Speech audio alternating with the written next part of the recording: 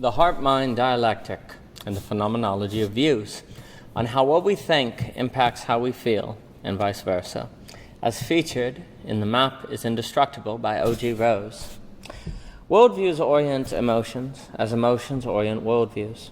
There is a dialectic between how we feel about the world and how we see it. What we feel about X impacts how we think about X and vice versa.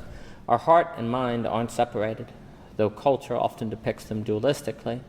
Rather, they are constantly engaged in a conversation, shaping and forming each other.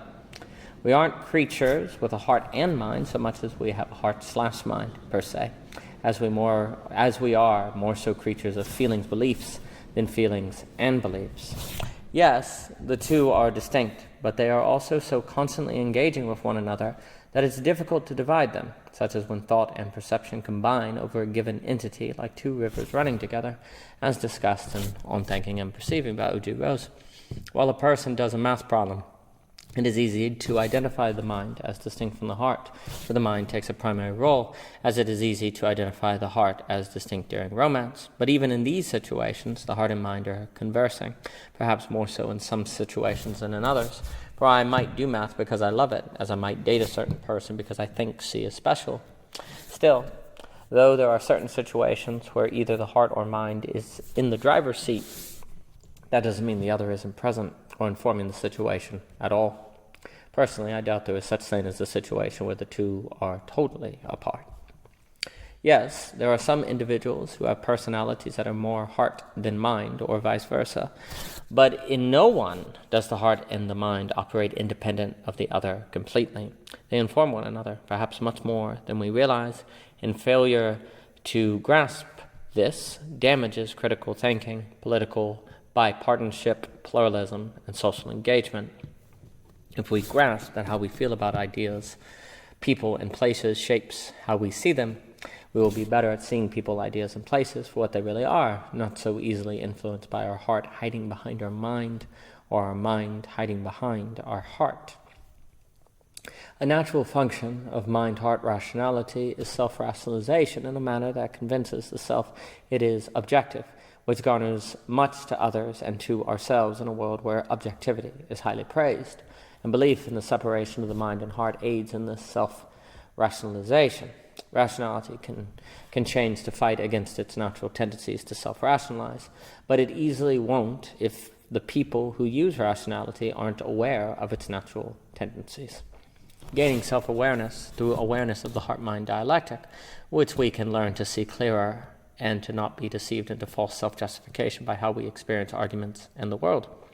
Language doesn't always aid in understanding the main ideas of this work. Technically, every time the word feels or thinks are used, they should be feel/thinks, and the same logic applies for any simile of thinking or feeling. But if we always use this kind of dash language, sentences would become clunky, and the subject would be very difficult to discuss. As a reader, we just have to keep in mind that words that imply emotions also point to thought and vice versa, even if it seems sometimes that a sentence is discussing one while disregarding the other. Secondly, it should be noted that this paper might at times be difficult to grasp precisely because we are likely to read it as discussing heart and mind versus heart/mind. In a way, the paper is written in a language that is similar to our native tongue, but still different, as one who knows Spanish can make out parts of Portuguese, so one who knows the heart and mind can make out the heart/mind, increasingly better with time. Our preconceptions are likely to impede our grasping of new conceptions. As a final introductory note, which suggests the alignment of this paper with compelling found in the conflict of mind, it also should be kept in mind that subjective and feeling aren't similes for wrong, as think and objective aren't similes for right.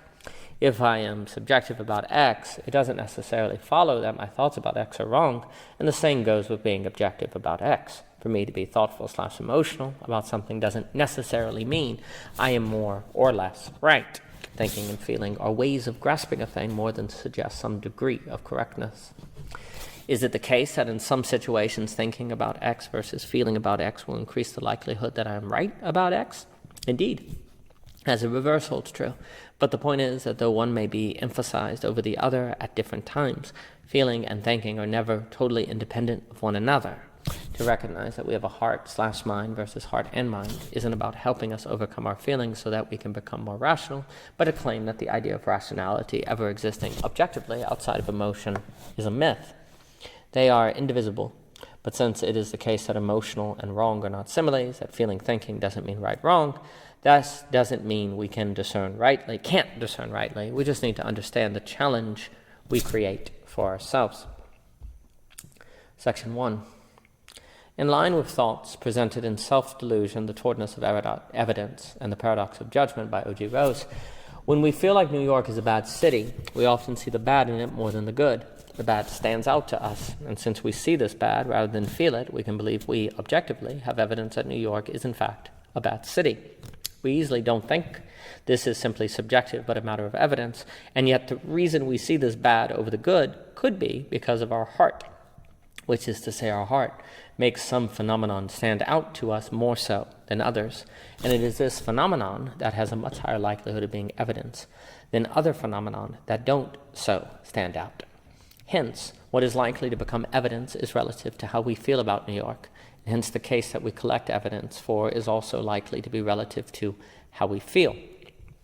The case for which we see evidence is likely framed by our hearts more so than our minds, but it naturally seems to be picked by our minds because seeing evidence for a case seems to be an intellectual act. And indeed it is, but it is not merely such, and instead is also grounded in feelings. It was initiated and or organized by the heart, like a house hiding the foundation upon which it was built. The intellectual act hides the feelings, perhaps making us believe our objectivity is grounded in something non-subjective, so providing ourselves with an illusion of objectivity from the top down and the bottom up. The subjectivity becomes invisible, like a doorknob that works, to allude to Heidegger. The mind hides the heart, a problem only worsened by the fact that we can only think about how the mind hides the heart, making us able to convince ourselves that we are objective, because relative to our scope, which might fail to see the emotional foundation, we indeed are. When we are subjective, we can still experience objectivity. Nothing is perfect, but humans don't always apply this truth regarding perfection until it benefits them and what they think. That is to say, people act as if things are perfect, even if they know otherwise, except when it comes to things they feel are wrong. New York isn't a perfect city, as no Democrat or Republican is flawless, as no news source is free of all bias. If it is in the world, it is a mixture of the good and the bad, the right and the wrong, the flawed and the flawless. Hence, everything in the world is that which can provide a given human being with evidence that it is bad and or it is good, based on what the human wants to believe, feels like is true, and so on. And incredibly, if not recognized, the heart can keep the mind from seeing what the person doesn't feel/believe is true. A person who believes New York is a bad city doesn't naturally see the good of it like that person sees it bad. Are they blind? No, that would make correcting the situation easier. Rather, they interpret what they see in a manner that hides what they see. They missee, rather than be blind and problematically think they can see, which the blind have no delusions about. The heart-mind begets a hermeneutics, a method of interpretation that the mind thinks sees through, without the mind realizing this has occurred. Hence, when a person sees the beautiful, wonderful Central Park, the person can experience a park that isn't as nice as the pictures make it out to be, while someone who loves New York can experience Central Park as proof New York is the best city on the planet. And because this experience seems to be one of evidence versus emotion, the person can feel objective, informed, and discerning. Ascribing to the idea of the heart and mind as separate, of heart and mind versus heart/mind, of subjectivity and objectivity existing apart versus dialectically, the world is naturally full of people who believe themselves to be objective and informed. People who, when they encounter others who think different than them, rationally think those others must be subjective and ill-informed. Others who think the same of them, objectively, believing in the heart and mind separation. People might find themselves unable to close the separation that divides them, always seeing evidence that the other is unwilling to draw near. Section 2. Alluding to probable cause by O.G. Rose, if our mother were to die, would we feel more grief than if someone we never met passed away? Of course. To suggest otherwise is almost offensive. Considering this, it is more likely that our mother's death will impact what we think about, or the death of a stranger. Clearly our mother's death. We'll think about what she meant to us, the funeral, how close we are to death ourselves, and so on. The death of a stranger may organize our thoughts to some degree, but not nearly as dramatically as will the death of someone we care about. Why? Because we have an emotional attachment with our mother, and it is this heart relation that impacts our mind. Our heart organizes our thoughts. Does this mean the death of the stranger isn't tragic? Not at all. The stranger is someone's mother, father, sister, brother, so on. It simply means the stranger's death doesn't organize our thoughts, as does the death of a close loved one. This doesn't make us cruel or heartless, only human. If I have 3 dogs I love and I read a story online about animal abuse, I'm probably more likely to have an emotional reaction to the story than someone who owns no pets, not because that person necessarily hates animals, but because the person simply lacks a connection to animals like me.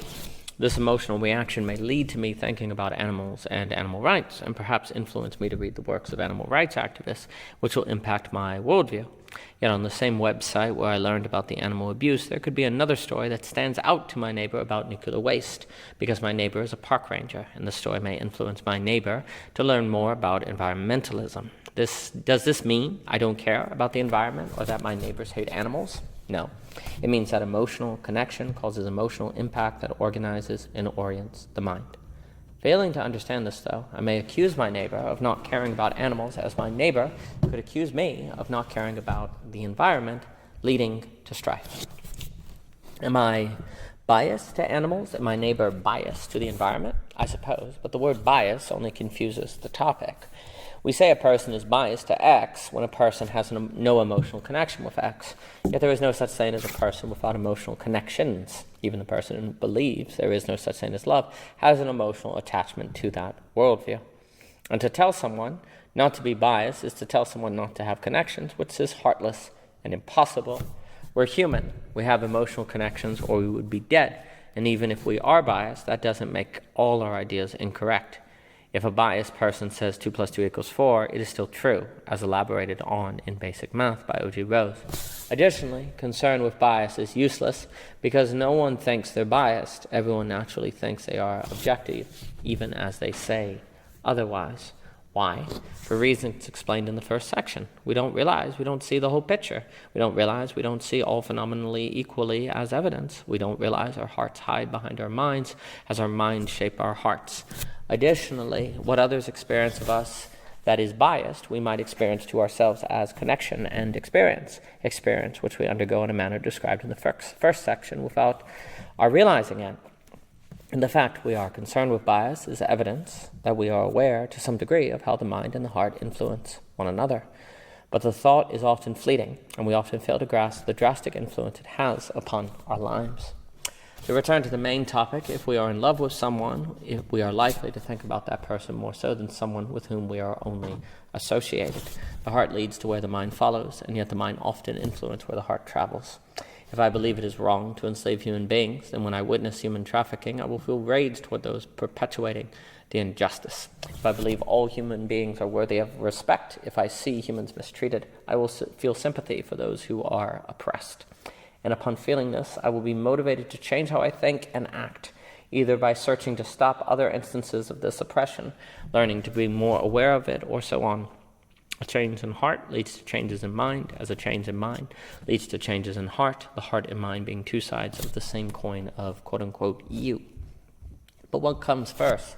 Ideas or feelings? It seems to vary from person to person. For one, the idea discrimination is wrong comes first, and for another, the witnessing of discrimination changes how the person thinks. Why does for one person the idea comes first, and for another the feeling? I think it's because people are different. The answer is axiomatic. Regardless, the person, though, and to reiterate, ideas inform feelings, as feelings inform ideas. Yet still, why does a given person feel or think something about X instead of Y, while another feels something about Y instead of X? Another axiomatic matter. The answer is because you are, quote-unquote, you. What this you means varies from particular person to particular person. There is no universal explanation, just countless explanations for particular people. What is universal, though, is the symbiotic relationship between the mind and heart. We are always already both. Section 3. The mind and heart do not operate separately, but symbiotically, and the instances in which the heart and mind act more divided than synchronized are rarer than the heart and mind duality myth leads us to believe, and perhaps never the case. Misunderstanding this, we have seemingly come to misunderstand others and ourselves, missing that the mind informs the heart and vice versa much more than we realize. Consider again the idea that we respond emotionally to the death of someone we know much more than the death of someone we don't know. With knowledge comes attachment. Let us consider if we have been in favor of trying to kill Hitler, as some attempted during World War II. Though perhaps as a pacifist we are against this, surely we must acknowledge that this idea is at least considerable because of what we know about Hitler. We know he murdered millions, hence we are likely more willing to consider killing him without feeling guilty about it. Knowledge informs emotions. Now let's consider the idea of shooting someone who runs an oil company. Unlike the Hitler example, even if we are about global warming and believe fossil fuel production is almost murder, the idea of killing an oil CEO likely strikes the conscious as much more morally ambiguous and immoral than killing Hitler. But why? Because philosophy, worldview, religion, experience, historical situation have a profound impact on how we think. We think that if something is wrong, we'll feel that it is wrong. But we are perhaps subconsciously influenced by our historical situation more than we think. Even if we think something is wrong, we won't necessarily feel that way, at least strongly. If in our day and age the issue is considered ambiguous and many people don't feel the same way we feel about it, there is a collective empathy, perhaps a network effect that is in the air per se, which perhaps benefited Hitler while at the same time stopping extremism. Life is trade-offs. Today, we think that Hitler was evil, but when he was in power, many Germans didn't think that the same way. And in fact, if they believed they would think he's evil, if Hitler in fact was, because of their framework and assumption, the Germans were led into believing they would know if they misunderstood the situation. Failing to understand how the heart and the mind inform one another, they failed to realize that the two engage in a dialectical act that could hide the truth from the observer. As the people felt he's a great leader, they lost the capacity to observe evidence suggesting he's not a great leader. And as they saw more evidence that he's a great leader, they felt more confident that he's a great leader. Self-feeding and self-justifying the heart-mind dialectic can lead to self-deception while robbing from the observer the capacity to recognize that he or she is self-deceived. Had there been awareness of how the heart and mind can erroneously inform one another, perhaps the Germans would have been better of seeing Hitler for who he really was, someone who even Hitler may not have realized he was, taken by his own heart-mind. If we today are in the middle of a great evil or injustice, it is doubtful our heart-minds will make us aware of it, as it is also likely that we will believe that we would be aware of it if a great evil or injustice were in fact transpiring. Errors we are perhaps more likely to make, where we believe in a heart and mind versus heart/mind, living together versus in a duplex. Because the mind and heart inform one another, we are all prone to self-deception, not only concerning others in reality, but ourselves. If we are a lousy writer, we will emotionally not feel like engaging with the editor, who will tell us this, and in never hearing the critiques of the editor, we then have reason to believe we're talented. We've never encountered evidence suggesting otherwise. The pain or fear of encountering the editor helps us hide from ourselves evidence unveiling the truth about our skill level, and in this way the emotions shape the mind to increase the feeling that we are talented, right, justified, and so on. The emotional reaction keeps us from seeing the truth, but unfortunately not by us covering our eyes. We see through them. The only clear head is empty. Section 4.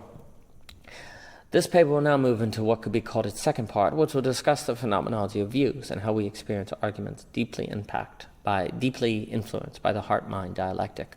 I use the word view with a S in parentheses to imply a profound, intimate connection between what we see and what we believe, to imply that our views are multiple yet one views. So let us ask, why do we almost feel pain when we listen to someone with whom we disagree? If the heart and mind are separate, we shouldn't feel anything at all. An idea should only strike us intellectually, right? But ideas cause emotional reactions, not just intellectual disagreement. Why? Well, again, it's because we have a heart-mind more than a heart and mind. The two are intricately and indivisibly linked.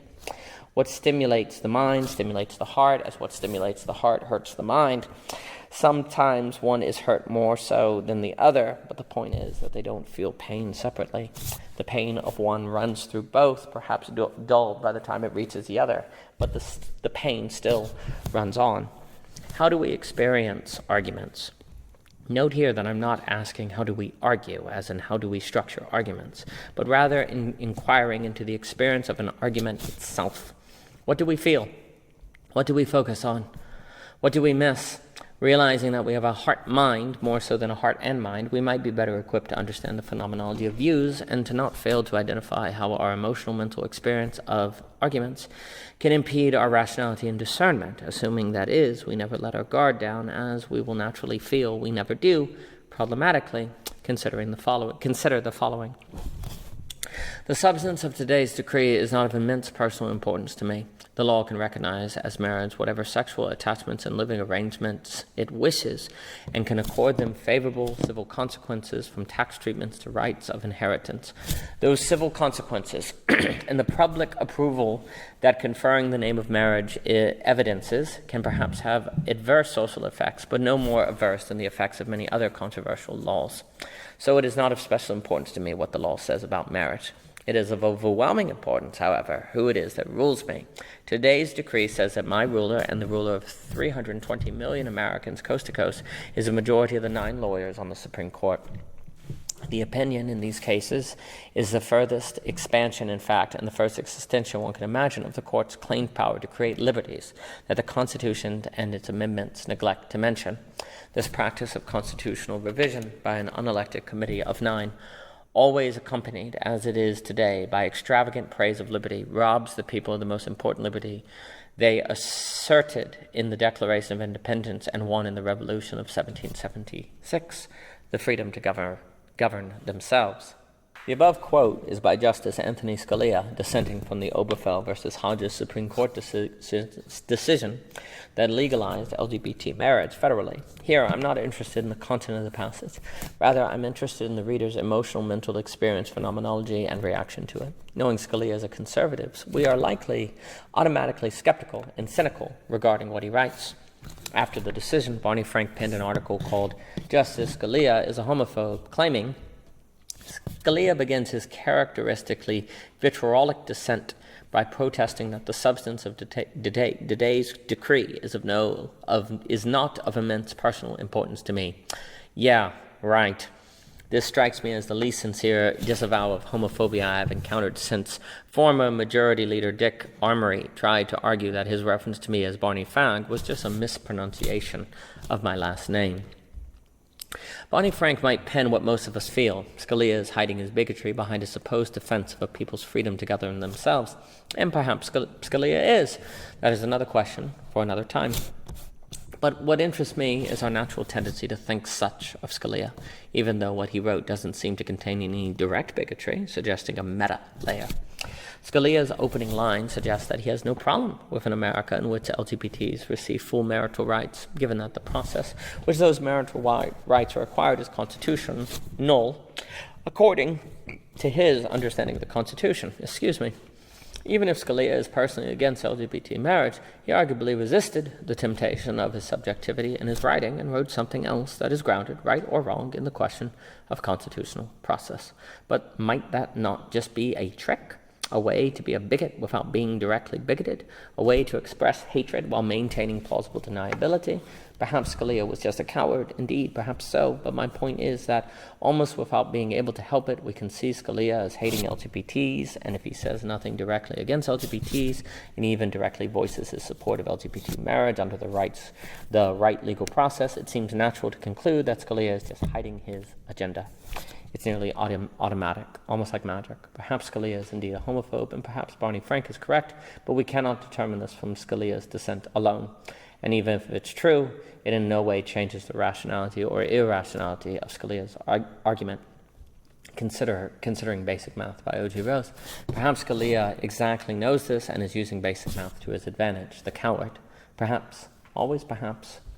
Why do we naturally assume Scalia's motives over his argument? It must be because of our experience of his dissent for some reason. never simply a reading of. We feel resistance, outrage, cynicism. Even what I've written here right now is perhaps striking readers as the defense of Scalia, creating an emotional response against it. It's natural, something that happens automatically, like the pumping of a heart and daydreaming of a mind. Indeed, what happens seems like the natural workings of a heart-mind organ of some kind. Perhaps readers disagree and might claim they feel nothing reading Scalia's dissent. And that might be true, but I would ask readers to remember their raw first impression, and please note that the first impression matters. Was there no suspicion of performance in Scalia, of agenda? Perhaps readers immediately discounted this feeling. But even if they did, if the impression was there, the point is made. Our minds naturally focus on what is beyond the text, mainly the heart and mind of Scalia himself. Like seeks like. The heart-mind seeks the heart-mind, which is invisible, and yet the heart-mind can never cease to try. Section 5. Where we find a person, we will find a phenomenology and unique way by which the world is experienced. No two people might experience Scalia's dissent the same. What stands out to one won't stand out to the other. And what one reader believes is motivating Scalia's words will be dismissed as cynicism by another. Between people and through history, how our heart-mind responds to a given premise, idea, person, event, so on, can shift. And if we're not aware of how our heart and mind symbiotically inform one another to cause potentially blinding experiences of articles, ideas, books, and so on, we will be all the more susceptible to error, which we are already likely to suffer. Not all sentences strike us equally, which is to say we experience a sentence we agree with differently than a sentence with which we disagree. Likewise, we experience what a person we like, agree with, and so on, says differently than words uttered by someone we dislike, disagree with, and so on. Consider this sentence. Abortion is murder. As if from the work of Albright Ames Jr., I believe the liberal experiences that sentence differently than the conservative. The liberal could be offended while the conservative feels nothing. If this sentence was in an article, the very presence of this sentence could completely transform how the liberal reads the piece. Regardless the validity or depth of some of the points, the liberal could miss them all. Now, experience read the following. Abortion is a woman's right. The conservative might roll his or her eyes, tired of liberals creating human rights out of thin air, while the liberal might read the sentence without any strong emotional reaction, as a person doesn't normally respond strongly to reading 2 + 2 = 4. If the sentence was in an article, it would probably trigger cynicism and skepticism in the conservative, priming the conservative to miss the perhaps strong points and arguments of the paper. But this kind of triggering probably doesn't strike the conservative as emotional or ideological. Rather, the conservative, like the liberal reading a paper against abortion, probably experiences the triggering as rational and fair. For the conservative knows that abortion isn't a woman's right, and it's just a fact that any paper that makes this claim must be partisan and ideological. They haven't looked clearly at the issue or something, otherwise they think like us. It's hard to listen to an argument with which we disagree, let alone work through our experience of it. Whether it be an argument against state growth, in favor of capitalism, about states' rights, the Civil War, marriage, reparations, so on and so forth. It seems ill-equipped to respond to an argument itself, and are rather masters. We still seem ill-equipped to respond to arguments themselves, and are rather masters at responding to impressions. How people interpret even the tone of the person they are speaking with is relative to their experiences. The exact same tone from someone a person agrees with can be experienced and interpreted differently than from a debate opponent. What is considered a joke when uttered by one person is an indirect insult when uttered by another, and what is taken seriously from the lips of one is taken as superficial from the lips of another. It is impossible for any speaker or writer to speak or write in such a way that addresses all the possible experiences listeners or readers might have of his or her work. It is up to the listeners and readers to check and balance themselves. But failing to identify the heart-mind dialectic, we are less likely to fulfill this responsibility, making the writer or speaker responsible for succeeding at what every writer and speaker must necessarily fail. We are shaped more by our experience of places, people, ideas, so on, than we are shaped by places, people's ideas themselves, and experience being a heart-mind encountering a phenomenon. So it goes with arguments. If we are unaware of the phenomenology of views and heart-mind dialectic, we might believe our engagement with the world is shaped by objectivity, even as we verbally acknowledge objectivity is impossible. Like heart and mind, the line between our objectivity and subjectivity is virtually non-existent. We are subjective-objective beings more than subjective and objective, perhaps sub-objective, we could say. And though we all claim to know that, we rationally end up using the notions to dismiss others more than to refine ourselves, precisely because subjectivity makes experience toward us in a way that makes it seem like we aren't being subjective, as is even possible because we believe in heart and mind versus heart-mind. The mistake is foundational to the problem. Also, it is imperative here to recognize that humans don't intentionally choose to ignore the presence of their subjectivity, that it seems more biological or wired into us than chosen or intended. We just suddenly and all at once find ourselves reacting to the phrase abortion is murder disapprovingly and with anger, as we just suddenly and all at once find ourselves approving abortion is a woman's right. Yes, perhaps we only have this reaction because of years of choices building on one another, but if we emphasize the immediacy and instantaneousness of the response, we might be less likely to reply poorly. Furthermore, we might be more charitable if we understand that everyone must start from somewhere, which is to say everyone must start from some premise or worldview to function, and so everyone must be vulnerable to autonomous responses like we so described. It's part of the tragedy of being human. We must start with givens, be kind. We seem wired to misunderstand by the same wiring that orients us to feel right at the expense of truth. Our heart's minds seem wired to hide from us the influence of the two on one another. But why do we fail to realize our subjectivity runs all the way through? This might require all of the map is indestructible to explore. There is the way phenomena stand out to us as evidence relative to the case or narrative we ascribe to, how a lack of critical thinking entails also a lack of the critical thinking necessary to identify that critical thinking is lacking, the way emotions strike us as their own grounding, the cultural acceptance of assuming the worst, the death of skepticism, and so on. Behind all of these errors, though, empowering them is a heart and mind duality myth, which contributes to us failing to recognize how profoundly linked the heart and mind are, which contributes to us underestimating how much our subjectivity influences our objectivity and how much work it takes to see the world uncolored by our impressions of it. Far more work is needed than we can realize, which includes realizing how much the last sentence applies to us as readers of this paper. Are we capable of really believing we need work to overcome our ideology? What ideology would allow such a thought? Section 6. To state a main point of this paper, it isn't so much our rationality or our emotions that absorb and respond to articles, ideas, people, so on, but more so a you, more holistically. You, which is comprised of a heart-mind, not simply reason and or simply emotion, but something like the relation between them, is what responds, and yet we easily experience our you in this way as reason, contributing to the myth that the mind and heart operate separately. But here's the key. Humans don't make this mistake because they intend to do so or because they intend to disregard opposing views. Rather, it just happens because we are human. We all do it. Perhaps we must. And if we were to all acknowledge this, perhaps we'd all have something in common. If our heart-mind is always in the business of keeping us apart, perhaps we could come together precisely in us all sharing a heart-mind that is always in the business of keeping us apart. Could this lack be a new basis? Dualism is hard to overcome, and just when we think it's finished, it pops up elsewhere. The heart and mind duality must be replaced by the heart-mind dialectic, you. The world isn't really or even usefully divided into heart people and mind people. Everyone is both, though people can vary in emphasis or which takes the driver's seat more often than the other. Dualistic heart people can believe head people don't have hearts, while head people believe heart people don't have brains, and this has not only led to hurt feelings and personal conflicts, but is also ideologically advantageous because I can dismiss those who disagree with me as not having hearts or not having brains.